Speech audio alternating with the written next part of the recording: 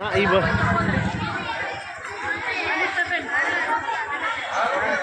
ભલે ભલે ભલે ભલે સંસ્કાર થઈ ગયો સંસ્કારને પણ Good morning everyone, my name is Kapil. Today I am going to speak of philosophy. Subhash Chandra Bose. Subhash Chandra Bose was a great freedom fighter. He was popularly known as Netaji. He was born on 23rd January 1887 at Cuttack, Odisha. His father's name was Santanu and his mother's name was Prabhavati Devi. He formed the Azad Hind Fauj, Indian National Army in 1970. બંધારણ બાંધ્યું આપણા દેશે, પણ બંધારણ એવું બાંધ્યું એમાં કોઈ જાતનો વાંધો ન નીકળી. આ ભારત દેશને બંધારણ આપવામાં આવ્યું એટલે આપણા ભારત દેશ સર્વે નાગરિકો આ બંધારણના કાર્યને લઈ અને આપણે On 23 January 1887 at Cuttack in Odisha, he was Prabhavati Devi. He formed the Azad Hind Fauj, Indian National Army in 1942. He died in plane crash 80 August 1945 in Taiwan. Netaji was a great hero. He sacrificed his life for your mother India. ચાલી શકતા નથી અને એમાં પણ સ્ત્રી છે તે સમાજનું મહત્વનું કેન્દ્ર છે. સ્ત્રી આપણા ઘરની મહત્વની ધરી છે. સ્ત્રી આપણા ઘરની મહત્વપૂર્ણ સભ્ય છે. સ્ત્રી જો કેદ રહેશે, અજ્ઞાન અને અંધારામાં રહેશે, બંધનમાં રહેશે તો ઘરમાં કોનું ભલું થશે? માતા, પત્ની, દીકરી વિના આપણે આપણા ઘરની કલ્પના જ ન કરી શકીએ. તેના વિના આપણું ઘર ખાલી મકાન ભરે રહે છે. તે માટે ઘરના અને સમાજના વિકાસ માટે તેનો વિકાસ કરવો જ પડશે. બાળકોની પરવરિશ અને પતિના કામોને સમજવા માટે સ્ત્રીને શિક્ષિત અને સશક્ત કરવી જ પડશે, તો જ સમાજનો વિકાસ થશે. આજે સમાજમાં દીકરીઓ દરેક ક્ષેત્રમાં આગળ આવી છે, તે વાત આપણે સમજવી જોઈએ. બેટી બચાવો, બેટી પઢાઓ જેવા વિવિધ અભિયાનોથી સમાજનો વિકાસ થશે. દીકરી સૃષ્ટિનો આધાર છે, દીકરી સમાજની જરૂર છે. અસ્તિ આ કેસરી, સફેદ અને લીલો આ ત્રણ રંગોથી બન્યો છે. આપણા ધ્વજમાં સૌથી ઉપરનો રંગ કેસરી છે. તે સહસ્રિતા અને બલિદાનનું પ્રતીક છે. સૌથી વચ્ચે સફેદ રંગ છે. તે સચ્ચાઈ અને શાંતિનું પ્રતીક છે. સૌથી નીચે લીલો રંગ છે. તે હરિયાળીનું પ્રતીક છે. આપણા ધ્વજમાં વચ્ચે વાદળી રંગનો અશોક ચક્ર છે. તેમાં 24 તારા છે. તિરંગો ભારતની સ્વતંત્રતા અને ગૌરવનું પ્રતીક છે. તેઓ કરમ સદનાવતની હતા. તેમના માતાનું નામ લાડબાઈ હતું. બાળપણમાં જ વલ્લભભાઈ તોફાની, નીડર અને સાહસિક હતા. બેરિસ્ટર થવા માટે તેઓ ઇંગ્લેન્ડ ગયા હતા. ઇંગ્લેન્ડથી પાછા આવી તેમણે અમદાવાદમાં વકીલાત શરૂ કરી હતી. પાછળથી તેઓ ગાંધીજીને સાથે સ્વતંત્રતાની લડાઈમાં પણ જોડાયેલા હતા. તેઓ ઘણીવાર જેલમાં ગયા હતા. તેમણે સરદાર વલ્લભભાઈ પટેલ આઝાદ વડાપ્રધાન બન્યા. તેમણે આપણા દેશના 562 કરતાં પણ વધારે દેશી રજવાડાઓને ભારત સાથે જોડીને કચ્છ સ્થાપિત. ત્યારથી તેઓ આપણા લોખંડી પુરુષ કહેવાયા. ઈસવીસન 1950માં ડિસેમ્બર મહિનાની 15મી તારીખે તેમનું અવસાન થયું.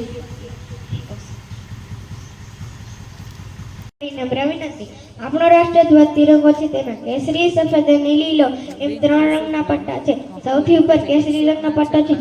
તે વીરતાનું પ્રતીક છે. તે બલિદાનની ભાવનાઓ વ્યક્ત કરે છે.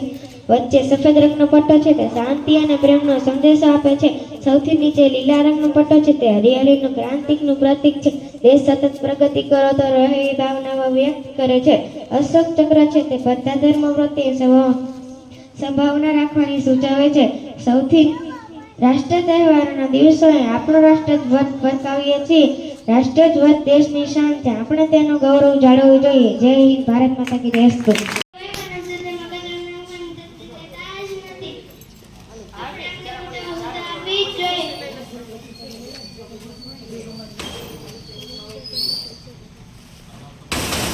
सन 1835 થયો હતો. તેમના પાણીદાર સ્વભાવના કારણે સૌ તેમને છબીલી કે તેમના પતિ ગંગાધરનું ઓચિતા અવસાન થતાં લક્ષ્મીબાઈ પર વ્રજગત થયો. અંગ્રેજોએ અમલદારને લક્ષ્મીબાઈ પાસેથી ઝાંસી કૂંચવી લઈ ખાલસો કર્યો અને તે ત્યારે એટલું જ બોલી હતી કે મેરી ઝાંસી નહીં દૂંગી.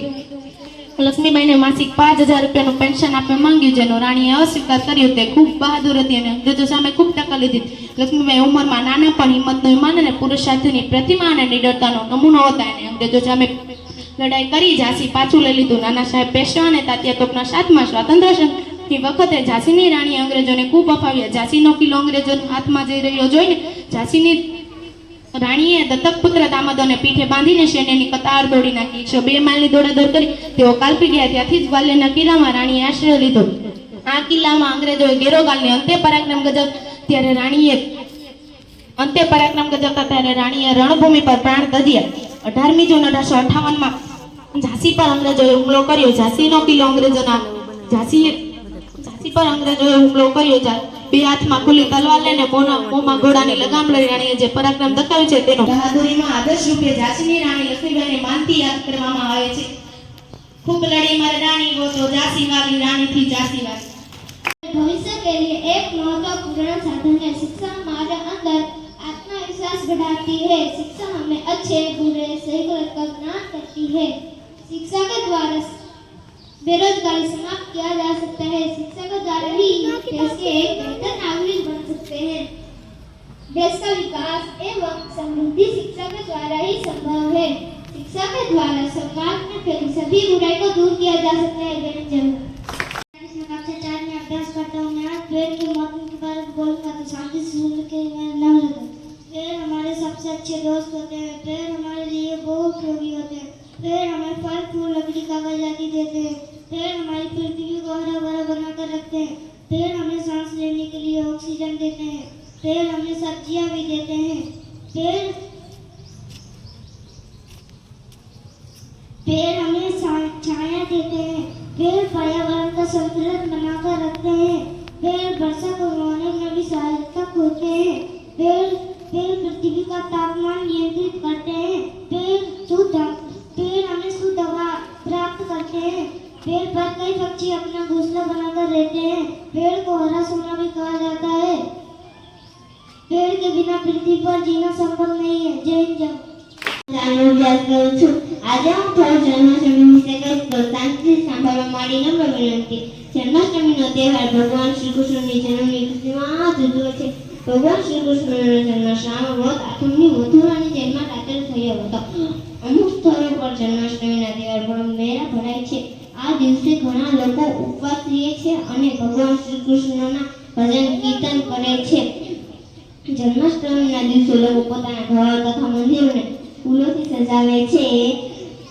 મંદિરોમાં શ્રી કૃષ્ણનો જન્મદિવસ ખૂબ ધામધૂમથી ઉજવે છે. મંદિરોમાં નંદ ભયા નંદ ભયો જય કનૈયા લાલકી નાથી ગુંજે છે. મંદિરોમાં આરતી થાય છે અને લોકો શ્રી કૃષ્ણને બાળ સ્વરૂપે પારણામાં આવે છે. જન્માષ્ટમીના દિવસે લોકો શ્રી કૃષ્ણને માખણ મિશ્રી અને પંજરીનો પ્રસાદ ધરાવે છે.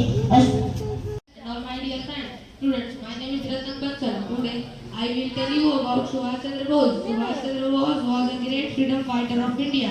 He was born on 23rd January 1897 at Cuttack in Odisha. He founded Azad Hind Fauj, Indian National Army, in 1942 to fight against the British rule. It is believed that he died in a plane crash on 18th August 1945. People even today know him by love for his country. The boy looked at the beggar. He looked really very poor and hungry. He gave his breakfast to the beggar. The beggar is very happy. His boy was later known as Netaji Subhash Chandra Bose.